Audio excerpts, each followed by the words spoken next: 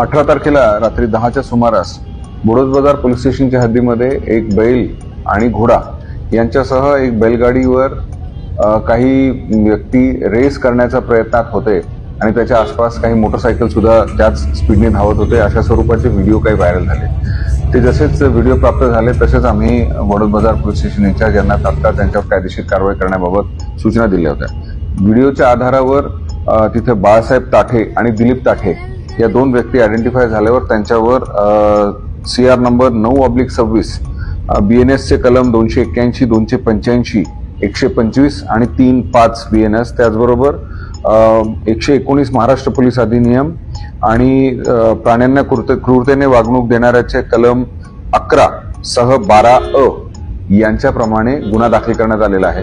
त्या सदर प्रकारामध्ये जी बैलगाडी वापरण्यात आली होती तिला जप्त करण्यात आलेला आहे.